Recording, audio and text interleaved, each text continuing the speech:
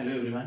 पिछली वीडियो में हमने देखा बुद्धिज़्म के इंट्रोडक्शन के बारे में, ठीक है, और उससे हम लोग परिचित हुए। और इस वीडियो में हम लोग देखेंगे कि किस सोर्स से पता चला है बुद्धिज़्म के बारे में। ये सारी चीज़ अभी इस वीडियो में देखेंगे, राइट। तो देखिए, sources to learn about the Buddhism, तो किस किस चीज़ों से पता चला है। तो पहला हो गया त्रिपिटकाज, ठीक है। त्रिपिटकाज में ये त्रिपिटकाज है कौन कौन सा। तो विनय पिटकाज इसमें क्या बताया है, रूल्स ऑफ द मोनेस्ट्री, ये दिया हुआ है कम्युनिटी गाइडलाइंस, राइट, कि जो मॉन्क्स सब रहते हैं उस कम्युनिटी में, उसके लिए क्या क्या रूल्स और रेगुलेशंस है, राइट। नेक्स्ट है शुद्ध पिता में बताया है टीचिंग्स ऑफ द बुद्धा, उसमें जो जो टीचिंग किया जाता है तो वो बताया जा रहा है। अब तीसरा है अभिधम्म पिताका, तो इसमें बता रहा है फिलोसफी ऑफ बुद्धिज्म, तो बुद्धिज्म की जो फिलोसफी है, ठीक है, उसके बारे में लैंग्वेज एंड ऑल वो सब बताया जा रहा है। तो अभिधम्म पिताका में क्या आता है, philosophy of Buddhism, metaphysics and philosophy of Buddhism, right. So next है कि जटका टेल्स, तो जटका की स्टोरी। इसमें देखिए क्या है कि ये जो है ना, ये एक पार्ट है किसका, it is a part of शुद्ध पिता का, ये इसी का पार्ट है, राइट। बट इसमें जो क्या है ना कि इसमें वो पूरी story, all the stories of Buddhism previous life, तो बुद्धा के प्रीवियस लाइफ के बारे में पूरा डिटेल्ड में इसमें लिखा हुआ है। नेक्स्ट है अशोकास धम्मा, तो तीसरा अशोका के धम्मा से पता चलता है, ठीक है ना, ये भी एक सोर्स है बुद्धिज्म के बारे में। नेक्स्ट कह रहा है कि बुद्ध चरिता, अच्छा बुद्ध चरिता एक ये ऑटोबायोग्राफी है, राइट, जिसको कि किसने लिखा है, अश्वघोषा ने लिखा है, ठीक है ना। ये लिखा था 1st and 2nd century AD में, ठीक है ना, 1st से 2nd सेंचुरी एडी में, ठीक है।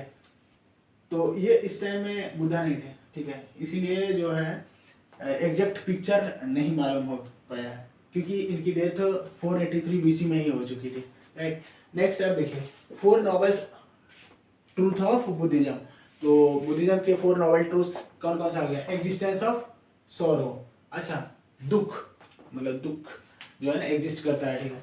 तो कॉज ऑफ सॉरो, अच्छा दुख का कारण क्या है, तो क्या डिजायर, मतलब अगर इंसान को दुख होता है तो कैसे, तो अगर वो कुछ चीज़ें जो वो चाह रहे थे, जो उनकी इच्छा थी कुछ चीज़ें पाने की, मान लीजिए कुछ चीज़ें अपनी लाइफ में गोल सेट किया और अगर वो नहीं हुआ, ठीक है ना, तो लोग क्या होते हैं, दुखी हो जाते हैं, राइट। नेक्स्ट कह रहा है कि there is a way to get rid of sorrow, अच्छा उन्होंने उनका कारण भी, दुख से निकलने का कारण भी बताया, तो क्या है, होप, ठीक है ना।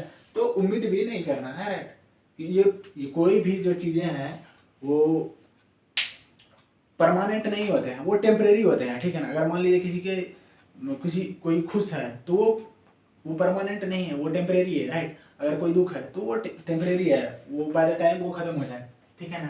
नेक्स्ट कर रहा है follow the 8 fold path of Buddha, ठीक है।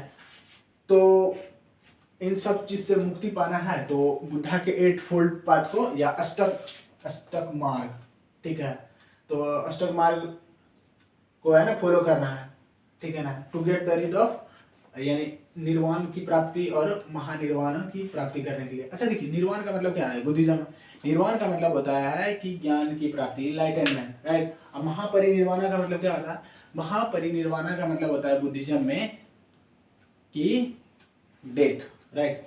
तो महापरिनिर्वाण मतलब डेथ हो गया और निर्वाण मतलब ज्ञान की प्राप्ति, इनलाइटनमेंट। तो हम लोगों ने इसमें क्या देखा कि बुद्धिज्म का सोर्स किससे पता चलता है, तो पहला किससे पता चला, चलिए बताइए किससे पता चला, तो त्रिपिटका से। त्रिपिटका में क्या क्या है, तो पहला है विनय पिटका, जिसमें कि वो रूल्स एंड रेगुलेशन दे रखे हैं मोनेस्ट्रीज का, ठीक है। दूसरा है शुद्ध पिटका, टीचिंग ऑफ बुद्धा दे रखा है। तीसरा Abhidhamma Pitaka, metaphysics and philosophy of Buddhism, right. फिर नेक्स्ट है जटका टेल्स, इसमें वही दिया हुआ है, ठीक है ना, ये भी शुद्ध पिता का एक पार्ट है, लेकिन इसमें जो है ना पूरी लाइफ, जो प्रीवियस लाइफ है बुद्धिज्म की, सब दे रखी है, राइट।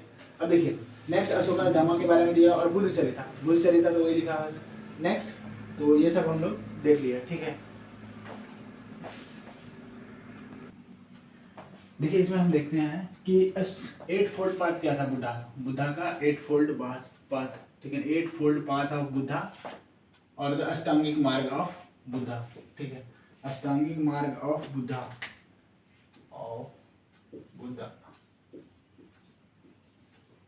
ठीक है। तो ये दे रखा है अष्टांगिक मार्ग और 8 फोल्ड पाथ ऑफ बुद्धा, ठीक है। तो पहला क्या बता रहा है, पहला बता रहा है कि राइट व्यूज, तो व्यू जो है ना वो राइट होना चाहिए और सम्यक दृष्टि। तो इससे मतलब है कि देखिए राइट व्यूज मतलब कोई भी चीज़ अगर वो टेम्परेरी है तो हम उसे परमानेंट ना समझें, राइट। तो वो अगर है कुछ मोमेंट के लिए है तो हम उसे परमानेंट ना समझें, तो उसके प्रति जो है व्यूज वो है ना सही होना चाहिए। नेक्स्ट कह रहा है राइट टू रिजॉल्व, ठीक है। तो राइट टू रिजॉल्व यानी कि ये गलत विचार ना हो किसी के प्रति, ठीक है। नेक्स्ट वन इसका ये सम्यक संकल्प, ठीक है ना, कि किसी के प्रति हम गलत ना सोचें, ये ऐसा संकल्प है, ठीक है। नेक्स्ट तो राइट स्पीच और द सम्यक वाक, ठीक है ना, मतलब विचार जो अच्छे वचन बोले ताकि हमारी जो वचन हो दूसरे को ठेस ना पहुंचे, हम जो बोले तो उससे किसी और को परेशानी ना हो, ठीक है ना। नेक्स्ट राइट स्पीच और सम्यक वाक, सो राइट एक्शन और कंडक्ट, राइट एक्शन कंडक्ट और सम्यक कर्म। अच्छा एक्शन हम अच्छे काम करें, ठीक है, जिससे कि सोसाइटी में किसी को जो है हार्म बुरा ना लगे और हार्म ना हो, राइट। नेक्स्ट है अच्छा हाँ इसमें ये भी हो जाएगा कि मतलब कुछ अच्छे काम करें जिससे कि जो है सोसाइटी में बैड इम्पैक्ट ना पड़े, राइट। जैसे अब ड्रिंकिंग वगैरह नहीं करनी है, ठीक है, और भी कोई बैड हैबिट्स नहीं करनी है।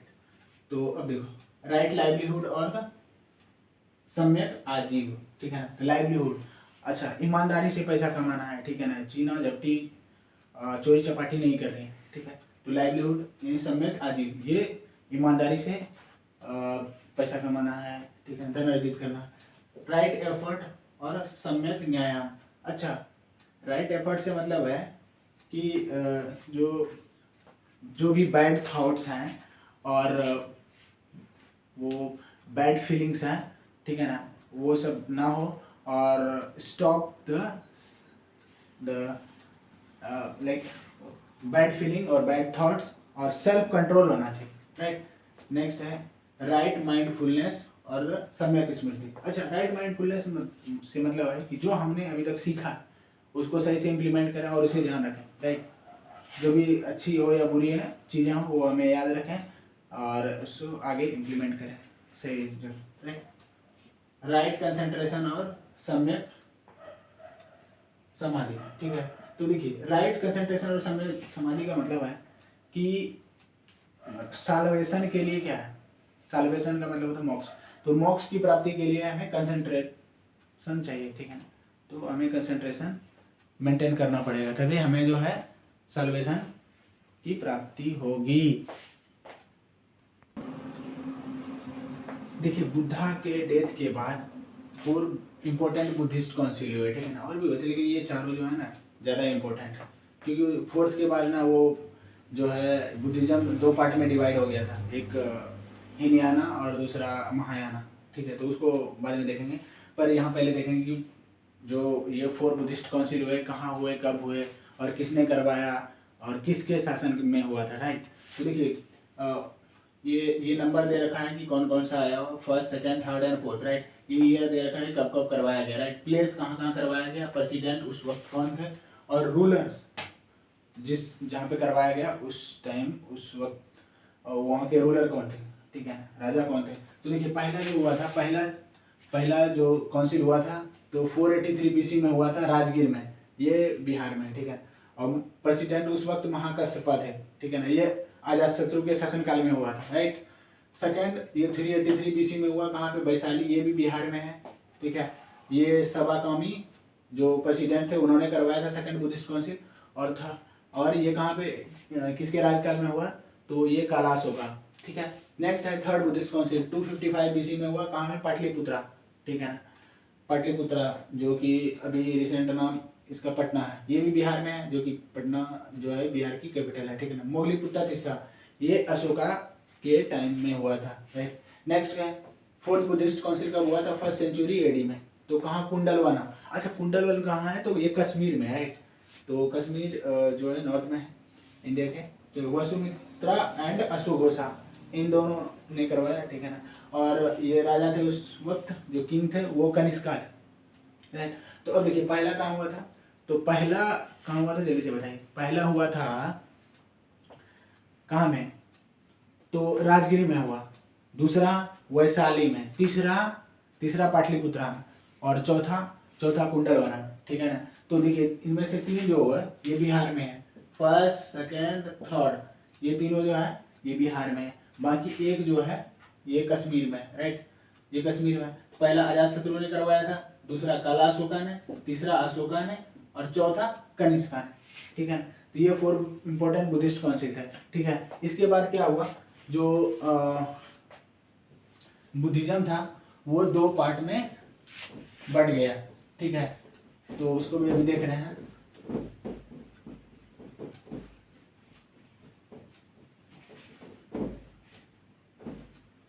क्योंकि दोनों का जो परसेप्शन था ना वो बुद्धिज्म के प्रति अलग अलग था, ठीक है ना। तो बुद्धिज्म